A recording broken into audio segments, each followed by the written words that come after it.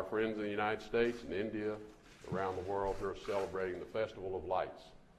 Generally, the fireworks accompany that. I don't need any fireworks. I'm getting too many fireworks around me already. So we'll forego the fireworks. My relationship with India dates back to about 1998, so almost 20 years now, when I began working on issues related to India's energy security. And I've had many trips to the country, obviously, over those many years. And it was a real privilege to do business with Indian counterparts then, and it's been a great honor this year to work with Indian leaders as Secretary of State. And I do look forward to returning to Delhi next week for the first time in my official capacity. This visit could not come at a more promising time for U.S.-Indian relations and the U.S.-India partnership. As many of you know, this year marks the 70th anniversary of relations between our two countries. When President Truman welcomed then Prime Minister Nehru on his visit to Washington, he said, and I quote, "Destiny willed that our country should have been discovered in the search for a new route to yours. I hope your visit, too, will be in a sense of discovery of the United States of America." The Pacific and the Indian Oceans have linked our nations for centuries. Francis Scott Key wrote what would become our national anthem while sitting aboard the HMS Minden, a ship that was built in India. As we look to the next 100 years, it is vital that the Indo-Pacific, a region so central to our shared history, continue to be free and open. And that's really the theme of my remarks to you this morning. President Trump and Prime Minister Modi are committed, more than any other leaders before them, to building an ambitious partnership that benefits not only our two great democracies, but other sovereign nations working toward greater peace and stability. Prime Minister Modi's visit in June highlighted the many areas of cooperation that are already underway in this new area of our strategic relationship. Our defense ties are growing. We are coordinating our counterterrorism efforts more than ever before. And earlier this month, a shipment of American crude oil arrived in India, a tangible illustration of our expanding energy cooperation. The Trump administration is determined to dramatically deepen ways for the United States and India to further this partnership. For us today, it's plain to see why this matters. India represents the world's largest democracy. The driving force of our close relationship rests in the ties between our peoples, our citizens, business leaders, and our scientists. Nearly 1.2 million American visitors traveled to India last year. More than 166,000 Indian students are studying in the United States. And nearly 4 million Indian Americans call the United States home, contributing to their communities as doctors, engineers, and innovators, and proudly serving their country in uniform. As our economies grow closer, we find more opportunities for prosperity for our people. More than 600 American companies operate in India. U.S. foreign direct investment has jumped by 500% in the past 2 years alone. And last year, our bilateral trade hit a record of roughly $115 billion, a number we plan to increase. Together, we've built a sturdy foundation of economic cooperation as we look for more avenues of expansion. The announcement of the first Global Entrepreneurship Summit ever to be hosted in South Asia to take place in Hyderabad next month is a clear example of how President Trump and Prime Minister Modi are promoting innovation, expanding job opportunities, and finding new ways to strengthen both of our economies. When our militaries conduct joint exercises, we send a powerful message as to our commitment to protecting the global commons and defending our people. This year's Malabar exercise was our most complex to date. The largest vessels from American, Indian, and Japanese navies demonstrated their power together in the Indian Ocean for the first time, setting a clear example of the combined strength of the three Indo-Pacific democracies. We hope to add others in coming years. In keeping with India's status as a major defense partner, a status overwhelmingly endorsed by the U.S. Congress, and our mutual interest in expanding maritime cooperation, the Trump administration has offered a menu of defense options for India's consideration, including the Guardian UAV. We value the role India can play in global security and stability and are prepared to ensure they have even greater capabilities. And over the past decade, our counterterrorism cooperation has expanded significantly. Thousands of Indian security personnel have trained with American counterparts to enhance their capacity. The United States and India are cross-screening known as suspected terrorists, and later this year we will convene a new dialogue on terrorist designations. In July, I signed the designation of Hizbul Mujahideen as a foreign terrorist organization because the United States and India stand shoulder to shoulder against terrorism. States that use terror as an instrument of policy will only see their international reputation and standing diminish. It is the obligation, not the choice, of every civilized nation to combat the scourge of terrorism. The United States and India are leading this effort in that region. But another more profound transformation is taking place, one that will have far-reaching implications for the next 100 years. The United States and India are increasingly global partners with growing strategic convergence. Indians and Americans don't just share an affinity for democracy, we share a vision of the future. The emerging Delhi-Washington Strategic Partnership stands upon a shared commitment upholding the rule of law, freedom of navigation, universal values, and free trade. Our nations are two bookends of stability on either side of the globe, standing for greater security and prosperity for our citizens and people around the world. The challenges and dangers we face are substantial. The scourge of terrorism and the disorder sown by cyber attacks threaten peace everywhere. North Korea's nuclear weapons test and ballistic missiles pose a clear and imminent threat to the security of the United States, our Asian allies, and all other nations. And the very international order that has benefited India's rise and that of many others is increasingly under strain. China, while rising alongside India, has done so less responsibly, at times undermining the international rules-based order, even as countries like India operate within a framework that protects other nations' sovereignty. China's provocative actions in the South China Sea directly challenge the international law and norms that the United States and India both stand for. The United States seeks constructive relations with China, but we will not shrink from China's challenges to the rules-based order, and where China subverts the sovereignty of neighboring countries and disadvantages the U.S. and our friends. In this period of uncertainty and somewhat angst, India needs a reliable partner on the world stage. I want to make clear, with our shared values and vision for global stability, peace, and prosperity, the United States is that partner.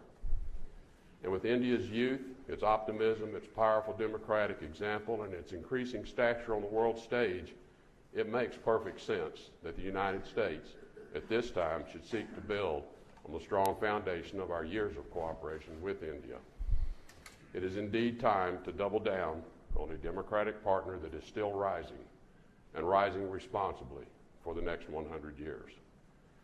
But above all, the world, and the Indo-Pacific in particular, needs the United States and India to have a strong partnership.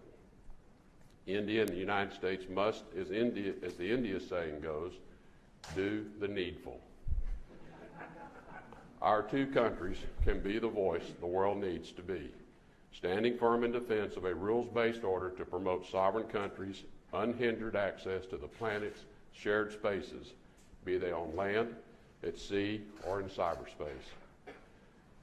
In particular, India and the United States must foster greater prosperity and security with the aim of a free and open Indo-Pacific. The Indo-Pacific, including the entire Indian Ocean, the Western Pacific, and the nations that surround them, will be the most consequential part of the globe in the 21st century. Home to more than 3 billion people, this region is the focal point of the world's energy and trade routes. 40% of the world's oil supply crisscrosses the Indian Ocean every day through critical points of transit like the Straits of Malacca and Hormuz. And with emerging economies in Africa and the fastest growing economy and middle class in India, whole economies are changing to account for this global shift in market share. Asia's share of global GDP is expected to surpass 50% by the middle of this century. We need to collaborate with India to ensure that the Indo-Pacific is increasingly a place of peace, stability, and growing prosperity, so that it does not become a region of disorder, conflict, and predatory economics. The world's center of gravity is shifting to the heart of the Indo-Pacific. The U.S. and India, with our shared goals of peace, security, freedom of navigation, and a free and open architecture, must serve as the eastern and western beacons of the Indo-Pacific, as the port and starboard lights between which the region can reach its greatest and best potential. First, we must grow with an eye to greater prosperity for our peoples and those throughout the Indian and Pacific Oceans. By the year 2050, India may boast the second largest economy in the world. India's population, with a median age of 25, is expected to surpass that of China's within the next decade. Getting our economic partnership right is critical. Economic growth flows from innovative ideas. Fortunately, there are no two countries that encourage innovation better than the United States and India.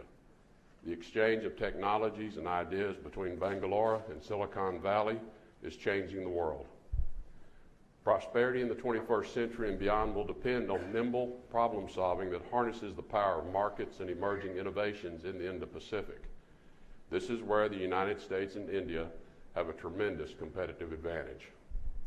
Our open societies generate high-quality ideas at the speed of free thought. Helping regional partners establish similar systems will deliver solutions to 21st century problems.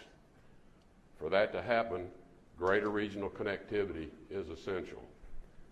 From Silk routes to Grand Trunk roads, South Asia was for millennia a region bound together by the exchange of goods, people, and ideas. But today, it is one of the least economically integrated regions in the world. Interregional trade has languished, sitting at around 4 or 5% of total trade. Compare that with ASEAN, where interregional trade stands at 25% of total trade. The World Bank estimates that with barriers removed and streamlined custom procedures, interregional trade in South Asia would nearly quadruple, from the current $28 billion to over $100 billion. One of the goals of greater connectivity is providing nations in the Indo-Pacific the right options when it comes to sustainable development. The Millennium Challenge Corporation is one model of how we can achieve it. The program is committed to data, accountability, and evidence-based decision-making to foster the right circumstances for private investment. Last month, the United States and Nepal signed a $500 million compact agreement, the first with a South Asian nation, to invest in infrastructure to meet growing electricity and transportation needs in Nepal, and to promote more trade linkages with partners in the region, like India. The United States and India must look for more opportunities to grow this connectivity and our own economic links, even as we look for more ways to facilitate greater development and growth for others in the region. But for prosperity to take hold in the Indo-Pacific, security and stability are required. We must evolve as partners in this realm too. For India, this evolution will entail fully embracing its potential as a leading player in the international security arena. First and foremost, this means building security capacity. My good friend and colleague, Secretary Mattis, was in Delhi just last month to discuss this. We both eagerly look forward to the inaugural 2+2 dialogue championed by President Trump and Prime Minister Modi soon. The fact that the Indian Navy was the first overseas user of the P-8 maritime surveillance aircraft, which it effectively fields with the U.S. Navy counterparts, speaks volumes of our shared maritime interest and our need to enhance interoperability. The proposals the United States has put forward, including for Guardian UAVs, aircraft carrier technologies, the Future Vertical Lift Program, and F-18 and F-16 fighter aircraft, are all potential game changers for our commercial and defense cooperation. The United States military's record for speed, technology, and transparency speaks for itself, as does our commitment to Indian sovereignty and security. Security issues that concern India are concerns of the United States. Secretary Mattis has said the world's two greatest democracies should have the two greatest militaries. I couldn't agree more. When we work together to address shared security concerns, we don't just protect ourselves, we protect others. Earlier this year, instructors from the U.S. and Indian armies came together to build a UN peacekeeping capacity among African partners, a program that we hope to continue expanding. This is a great example of the U.S. and India building security capacity and promoting peace in third countries and serving together as anchors of peace in a very tumultuous world. And as we implement President Trump's new South Asia strategy, we will turn to our partners to ensure greater stability in Afghanistan and throughout the region. India is a partner for peace in Afghanistan, and we welcome their assistance efforts. Pakistan, too, is an important U.S. partner in South Asia. Our relationships in the region stand on their own merits. We expect Pakistan to take decisive action against terrorist groups based within their own borders that threaten their own people and the broader region. In doing so, Pakistan furthers stability and peace for itself and its neighbors and improves its own international standing. Even as the United States and India grow our economic and defense cooperation, we must have an eye to including other nations which share our goals. India and the United States should be in the business of equipping other countries to defend their sovereignty, build greater connectivity, and have a louder voice in a regional architecture that promotes their interest and develops their economies. This is a natural complement to India's Act East policy. We ought to welcome those who want to strengthen the rule of law and further prosperity and security in the region. In particular, our starting point should continue to be greater engagement and cooperation with Indo-Pacific democracies. We are already capturing the benefits of our important trilateral engagement between the U.S., India, and Japan. As we look ahead, there's room to invite others, including Australia, to build on the shared objectives and initiatives. India can also serve as a clear example of a diverse, dynamic, and pluralistic country to others, a flourishing democracy in the age of global terrorism. The subcontinent is the birthplace of 4 of the world's major religions, and India's diverse population includes more than 170 million Muslims, the 3rd largest Muslim population in the world. Yet we do not encounter a significant number of Indian Muslims among foreign fighters in the ranks of ISIS or other terrorist groups, which speaks to the strength of Indian society. The journey of a democracy is never easy, but the power of India's democratic example is one that I know will continue to strengthen and inspire others around the world. In other areas, we are long overdue for greater cooperation. The more we expand cooperation on issues like maritime domain awareness, cybersecurity, and humanitarian assistance and disaster relief, the more the nations in the Indo-Pacific will benefit. We also must recognize that many Indo-Pacific nations have limited alternatives when it comes to infrastructure investment programs and financing schemes, which often fail to promote jobs or prosperity for the people they claim to help. It's time to expand transparent, high-standard regional lending mechanisms, tools that will actually help nations instead of saddle them with mounting debt. India and the United States must lead the way in growing these multilateral efforts. We must do a better job leveraging our collective expertise to meet common challenges while seeking even more avenues of cooperation to tackle those that are to come. There is a need, and we must meet the demand. The increasing convergence of U.S. and Indian interest and values offers the Indo-Pacific the best opportunity to defend the rules-based global system that has benefited so much of humanity over the past several decades. But it also comes with a responsibility for both of our countries to do the needful in support of our united vision of a free, open, and thriving Indo-Pacific. The United States welcomes the growing power and influence of the Indian people in this region and throughout the world. We are eager to grow our relationship, even as India grows as a world leader in power.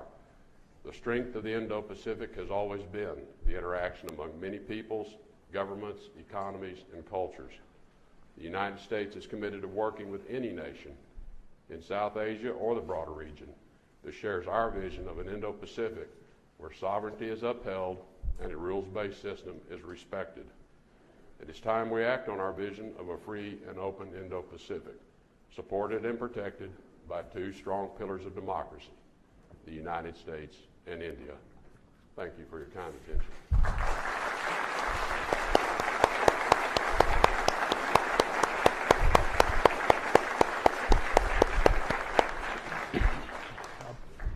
Thank you, Mr. Secretary. We're going to move this down so people over here can see. We got a blocking vector. Thank you for really a very interesting speech. One particular phrase really caught my attention. I'd like to just drill in a little bit on it. And I had the luxury of seeing it last night, so that's why I wrote it down. We need to collaborate with India to ensure the Indo-Pacific is increasingly a place of peace, stability, and growing prosperity, so that it does not become a region of disorder, conflict, and predatory economics. Very interesting expression. What do you see as being the example of predatory economics that we should be alert to ourselves between us? Well, I think everyone is aware of the huge needs in the Indo-Pacific region among a number of emerging economies, a number of fledgling democracies for infrastructure investment.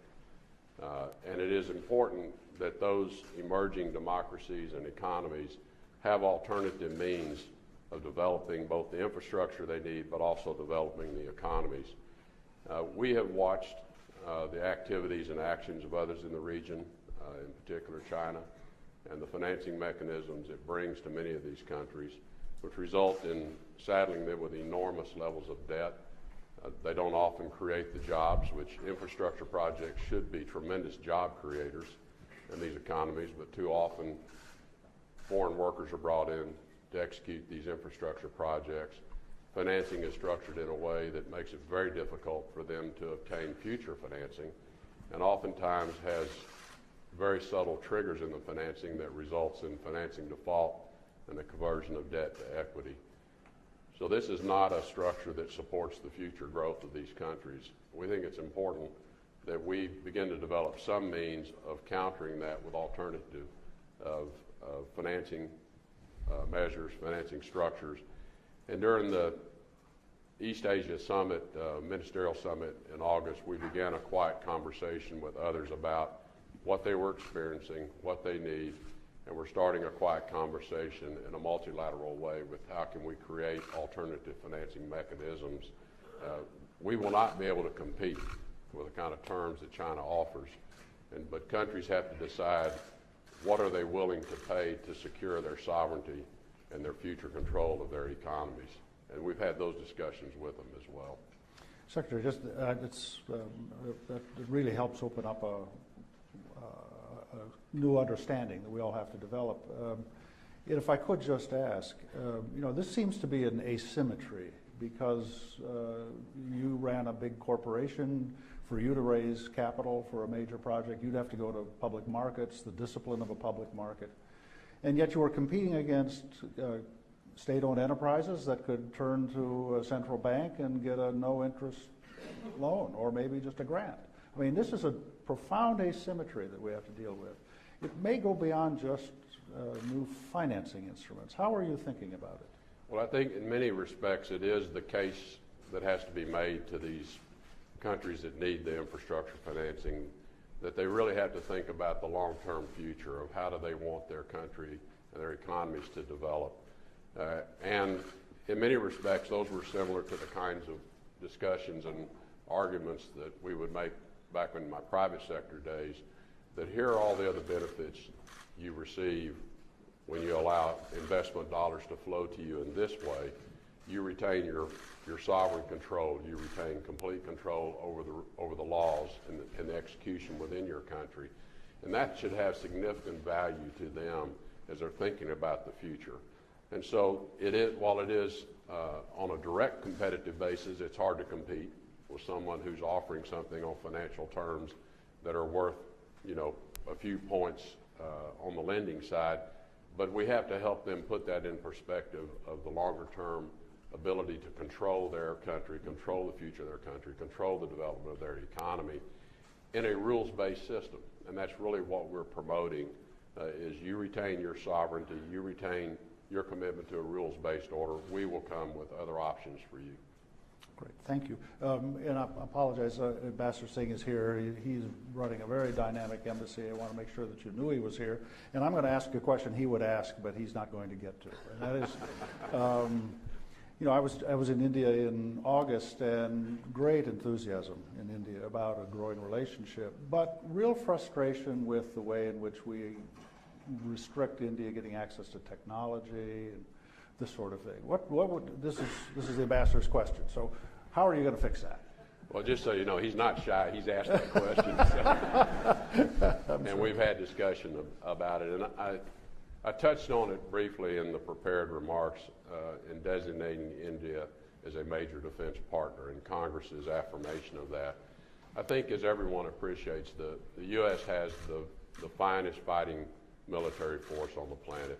First, because of the quality of the men and women in uniform, all volunteer force. But they're also equipped with the greatest technologies and weapon systems that are unmatched by anyone else in the world. So that's an enormous advantage to our military strength. So we don't provide that lightly, and that's why we have such rigorous review mechanisms when we get into technology transfer. But having said that, our most important allies and partners have access to that, and India has been elevated to that level, and that's why I touched on a couple of systems that are not offered to everyone.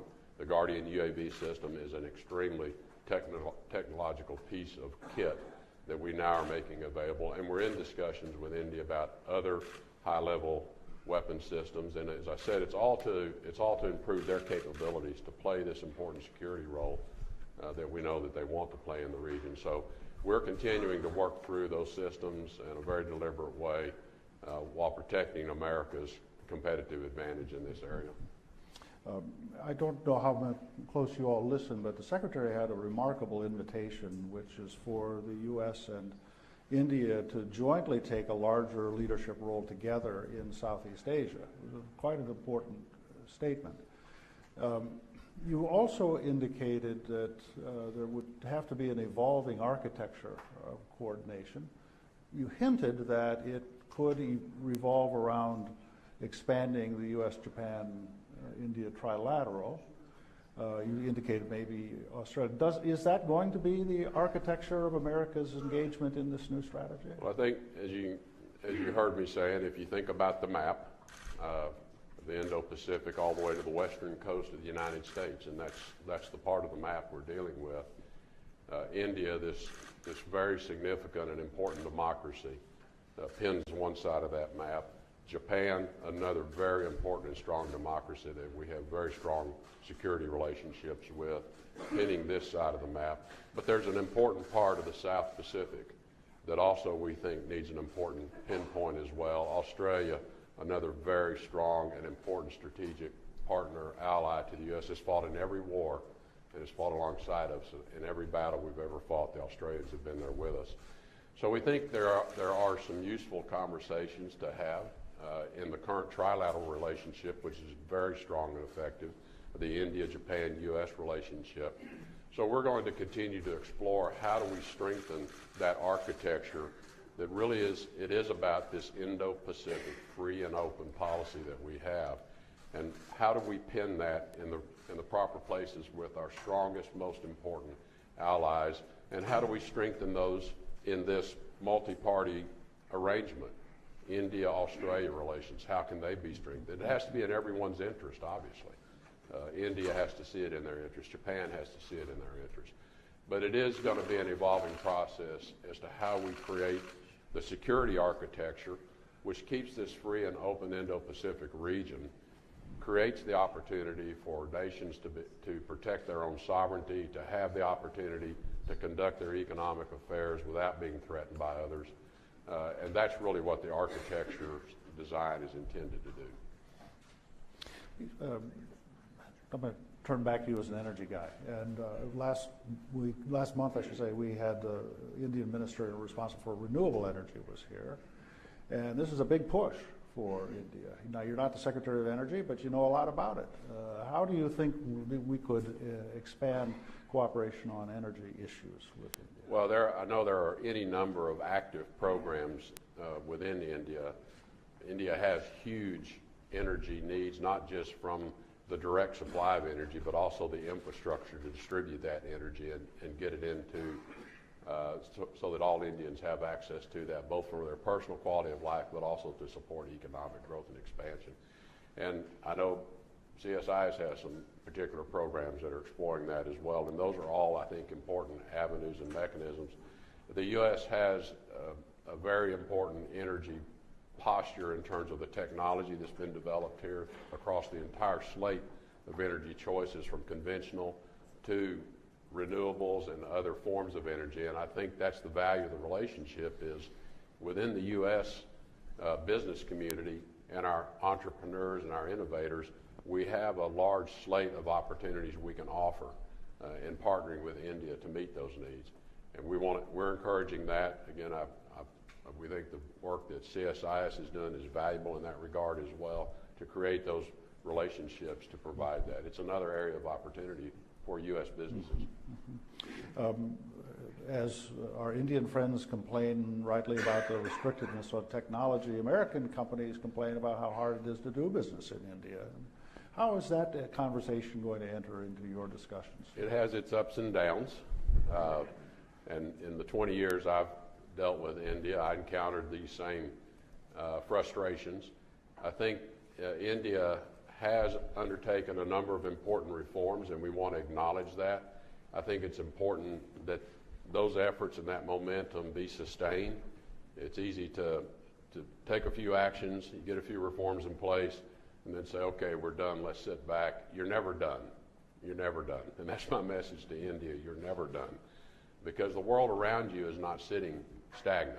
And you have to continue to put in place the necessary conditions that is attractive first to Indian business, just your own internal business entities, but also then make it attractive for foreign investors to come to India and grow that economy. I think one of my interesting early experiences with India was in the 90s. India undertook very, very little foreign direct investment. It was a very closed system. They didn't encourage companies to go out and invest overseas. And one of my first interactions was to facilitate the purchase of ONGC Videsh Limited, which is a very important Indian national oil company, acquiring 20% of the Sakhalin 1 project in Russia. And I put those parties together for a lot of reasons that served the interest of the people I represented at that time.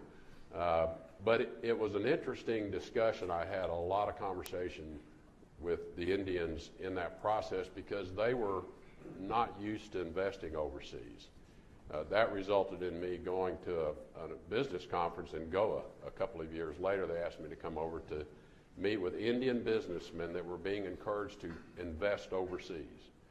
Again, it was kind of a new thing for them. And I remember we had a panel discussion, a lot of great questions. The last question I got, one of the Indian businessmen said, if there's one thing that we should always make sure we keep in our mind in investing overseas, what is it? And I said to him, it's very simple, choose your partners wisely. Because in any venture, you are going to have partners. And who you choose is going to determine your success. I've carried that same most important element in any relationship. I've always viewed that, and that's the way we view the Indian-U.S. relationship now. Choose your partner wisely. We think we have wisely chosen a partner in India for this strategic relationship. But I think that process I have watched over the 20 years of India investing abroad helps India understand the conditions necessary to be successful back home. Because when you have to encounter it as a foreign direct investor, suddenly you understand what's important to success. You take that back home, and that helps you with your reforms back home. We encourage India to continue the pathway towards reforms. There's much more needs to be done to really enhance the full economic value of what India has to offer. I have about 4 or 5 questions that are all kind of clustered around the same issue, and that's about the complex power geometry in this region. We've India historically had close ties with Russia. China had close ties with Pakistan. We tried to keep ties with both India and Pakistan. It's a lot more complicated environment now. Could you just give your thoughts about India and this power geometry? Well, my view, and I think it is the collective view, within the U.S. government as well, is as China has risen over the last 20 plus years now to take its rightful place as an economic power in the world, moving hundreds of millions of their people out of poverty into middle class status, India too has been rising. And I commented on this again in the remarks, and as we watch how these two very large nations are taking their place, rightful place in the global economy, they've gone about it in different ways. And I touched on that. And I think that's why the U.S. now sees this as an important point in thinking about the next century of our relationships. We're going to have important relationships with China. We'll never have the same relationship with China, a non-democratic society, that we can have with a major democracy. And so I think what has evolved, and I would have to let the Indian government speak for themselves, but I think as India has gone through this process of rise, it too has taken account of the circumstances around it and its own history of relationships. And how have those relationships served their advancement, and how have they not served their advancement? And I think as the world's largest, one of the world's largest democracies, the world's largest democracy, it has said, I want to be a partner with another democracy. I don't want to partner with these other countries that do not operate with the same values. I think at the end of it, this relationship is built on shared values. That's what has brought us together. Two very large, important democracies want to share the same future, and we have a shared vision for the future. And I think that's what's changed over the last couple of 3 decades. There's been a real accounting, as I have observed it, a real accounting has been taken by the Indian government of its past experiences, and it's decided this is where we want to go. Secretary, I know it's not precisely on the reason for your trip, but I think we have several questions. I have to ask you about Myanmar. You know, there's been an incredible humanitarian crisis with the Rohingya. Could you just share us your perspective on this? Well, we're extraordinarily concerned by what's happening with the Rohingya in Burma. I've been in contact with Aung San Suu Kyi, the leader of the civilian side of the government. As you know, this is a power-sharing government that has emerged in Burma. We really hold the military leadership accountable for what's happening with the Rohingya area. What's most important to us is that the world can't just stand idly by and be witness to the atrocities that are being reported in the area. What we've encouraged the military to do is, first, we understand you have serious rebel, terrorist elements within that part of your country as well that you have to deal with, but you must be disciplined about how you deal with those, and you must be restrained in how you deal with those, and you must allow access in this region again so that we can get a full accounting of the circumstances. I think any of us that read this recent story in the New York Times, it just had to tear your heart out instead of break your heart to read this. So we have been asking for access to the region. We've been able to get a couple of our people from our embassy into the region so we can begin to get our own firsthand account of what is occurring. We're encouraging access for the aid agencies, the Red Cross, the Red Crescent, UN agencies, so we can at least address some of the most pressing humanitarian needs, but more importantly, so we can get a full understanding of what is going on. Someone, if these reports are true, someone is going to be held to account for that. And it's up to the military leadership of Burma to decide what direction do they want to play in the future of Burma. Because we see Burma as an important emerging democracy. But this is a real test. It's a real test of this power-sharing government as to how they're going to deal with this very serious issue. So we are deeply engaged. We're engaged with others, and we're going to be engaged at the UN ultimately with the direction this takes. Again, several questions. We're dealing with Afghanistan. Afghanistan has complex geography, complex geopolitics, I should say, as well. The Indians have had a strong interest in what happens in Afghanistan, as is Pakistan, part of the backdrop here. Afghanistan, what are you going to be doing there? Well, you heard the President's announced his new policy towards, and it's the South Asia strategy. Afghanistan is what people tend to focus on, but one of the differences in how we approach the challenge there, and it's why it took a little longer for us to fully develop the policy, is we do see it as a regional issue. It's not solely an Afghanistan issue. And you solve Afghanistan by addressing the regional challenges.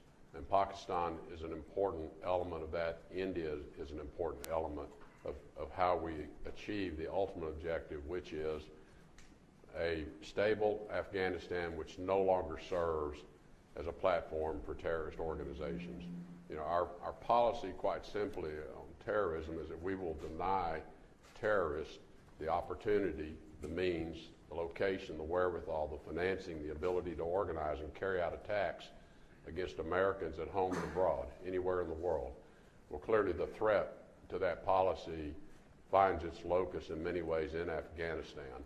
And so to the extent we can remove that as an opportunity for terrorism in Afghanistan, the greatest beneficiaries are going to be Pakistan and Afghanistan. And India's important role is in providing development assistance to Afghanistan as they move forward to create better economic conditions that provide for the needs of a very diverse ethnic group of people in Afghanistan. So it is about a commitment message to the Taliban and other elements that we're not going anywhere. And so, you know, we'll be here as long as it takes for you to change your mind and decide you want to engage with the Afghan government in a reconciliation process and develop a form of government that does suit the needs of the culture of Afghanistan. And to the Afghan government, they have to be committed to being open to addressing the full needs of the very ethnically diverse culture that exists in the country and its own history as well. And we think that is achievable, and we can have a stable, peaceful Afghanistan. When that happens, a big threat is removed from Pakistan's future stability as well, which then creates a better condition for India-Pakistan relationships. So we see it as not just one issue, but a means of stabilizing the entire region. And we intend to work closely with India and with Pakistan to, we hope, ease tensions along their border as well. You know, Pakistan has two very troubled borders. And we'd like to help them take the tension down on both of those and secure a future stable Pakistan government, which we think improves relations in the region as well. Secretary, I know I'm running close up to the deadline I was given by your horse holders, but let me ask several questions. We're dealing with development, and I guess the question I'd like to pose to you is, we've got a very capable new administrator for USAID. I know you personally have been quite involved in aid and development related issues through the years. What do you see as the relationship between the State Department and USAID going forward? How are you thinking about it? Well, I think it's no different than has traditionally been the roles of the two organizations.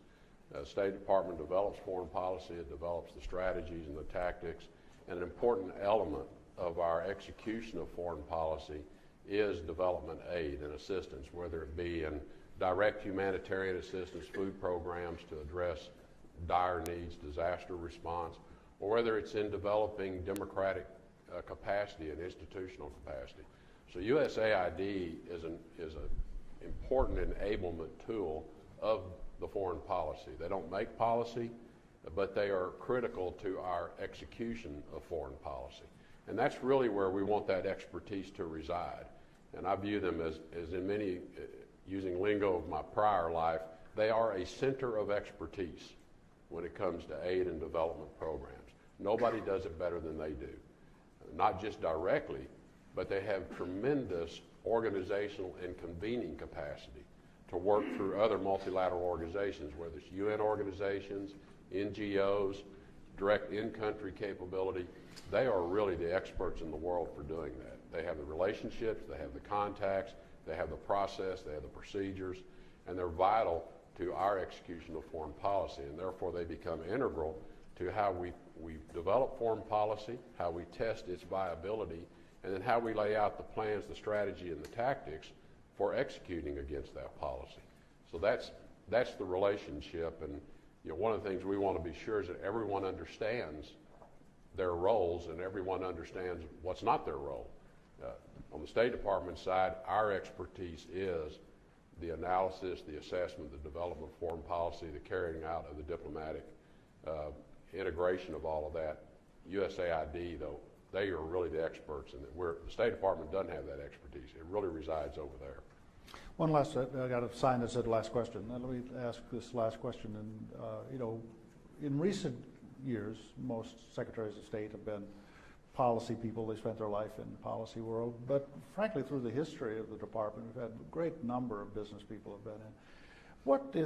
How do you think about the way that you can work with the private sector in advancing American diplomacy and American values around the world? Well, I think one of the things important for us is to make sure that we have great clarity around what our policies are, what our strategies, what our tactics are, so that the investors, the business community, can at least make their assessment as they're trying to make decisions about their own business conduct, private enterprise, whether it's investment, foreign direct investment that they want to make, or whether it's partnerships they're creating for investment here in the U.S. It goes back to my earlier comment, choose your partners wisely. One of the things I think is important for us in the State Department to do is to be able to ensure we can provide clarity to the business community and to investors as to what the relationship is with a particular country, how we view the risk, the stability of that country. Those were things that were important to me in making decisions when I was in the private sector. It is a risk management decision. So how can we help everyone understand what the risks are in this country, but also what the vectors are? We think the vectors going in the right direction, or we have concerns that things could go in the wrong direction. And then the business leaders can make their own decisions about what they choose to do.